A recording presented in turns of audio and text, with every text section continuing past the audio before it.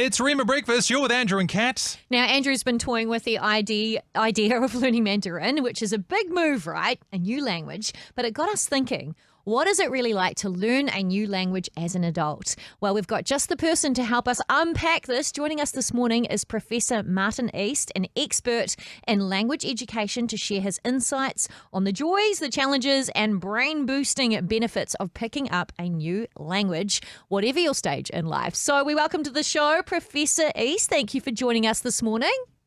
Thank you for the opportunity. And what a treat this is for me, by the way. Kat kept you hidden up her sleeve. I didn't know we are going to be speaking to somebody who could be so helpful. So I guess first question for me then, a language like Mandarin, especially from an English speaker's point of view, it's got a bit of a aura of difficulty and challenge around it. What are your thoughts on learning a language like that? Is it as hard as people make it sound? I actually think that learning a language like Chinese is easier than people think it's going to be. It is true that learning an Asian language does have particular demands for example, speakers of English that a European language might not have. And statistics indicate that there should be more hours devoted to it to reach the same level of proficiency. But I think people would find there's aspects of it that are surprisingly more straightforward than they're thinking. That's fascinating.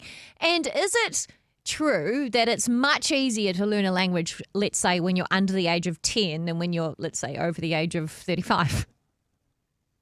I think it's different. Often we think that adults will struggle and find it harder. And without getting too technical, there's a theory out there called the critical period hypothesis, which is around saying that if you're a young learner, you have an advantage. Now, to some extent, young learners do have an advantage when it comes to things like developing fluency and pronunciation, but adult learners have the advantage that they can bring cognitive maturity and cognitive skills to thinking around how a language actually works. So it's different. So then what are the benefits of learning a language besides just being able to speak to people of a different culture or background than ourselves? I think there are benefits in terms of understanding how language works. It gives you very clear insight into the fact that languages do have a structure, and there are particular reasons why things happen in languages. But also it gives you insight into a completely different way of viewing the world. So when you're learning Mandarin, you're getting dimensions of Chinese culture that come into that, and understanding the people themselves who are behind the language.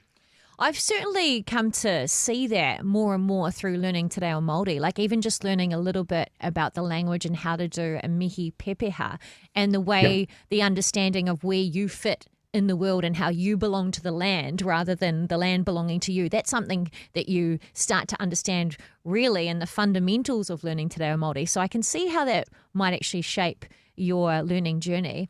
What I'm interested to know is, I often host Japanese exchange students at home, and they find the English language quite, not nonsensical, but there are so many things that don't really make sense or break a lot of rules. Is it true that English is a really crazy language to learn for other cultures?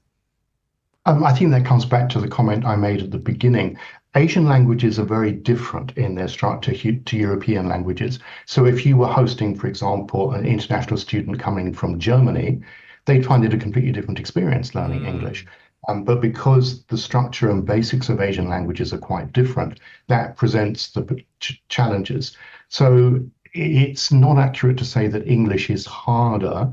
A lot depends on the language background that students are bringing to it, I think. Okay, well then let's talk about ways to learn. And I will say, when I first started looking into this, there are so many apps that have proliferated around the world right now. Duolingo is probably one of the most well-known. Is that helpful, worthwhile? I've seen some very strong opinions either way on this sort of thing. What is the best way to start if you do want to learn a new language? I think there are opinions either way, and I certainly think that Duolingo as an app is a useful conduit into learning a language. My wife's currently using Duolingo to learn German, and that's interesting for me because I'm a speaker of German. So she can ask me questions, but she also is able to critique what the app isn't doing for her, because a lot of it is based on repetition, memorization, looking at pronunciation, etc. Doesn't necessarily explain the rules.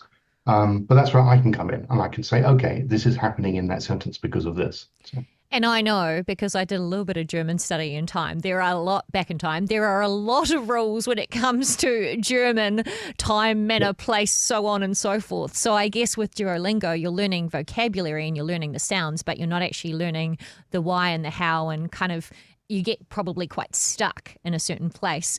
Well, I'm fascinated because we have kind of hinted at the fact that there are benefits to learning language in terms of your own brain. So is there research to suggest that learning a new hobby like a language, perhaps going and doing a summer school at uni or whatever that looks like, is there research that shows that that's of clear benefit to the brain? Yes, there is. I can't off the cuff cite you anything in particular, but I know that there is research out there that clearly does state that there are cognitive benefits. One thing that I've come across, for example, is the argument that being able to speak more than one language staves off dementia. So that could be a very good motivation for people to want to pick up learning a language. You know, it's funny because we talked about kids earlier on and whether or not they're more open to learning or not. I do wonder how much of that is just the fact that, you know, children are, whether they want to or not, thrown into learning environments because they don't have the opportunity to say no. Whereas when we get older, it's a lot easier for us to drop anchors and be like, no, I don't want to do it. I'll feel uncomfortable. I'll feel stupid or whatever. And then we just cut ourselves off, right? Which would be a tragedy. So, of course, we know that Auckland University provides a whole bunch of different language opportunities and learning opportunities for people. So what are some of the gateways that are available through Auckland University to learn a language? Through the University of Auckland, we have a range of programs. We have a major in a language if somebody wants to specialize in a language. We have a certificate in languages. We have a diploma in languages.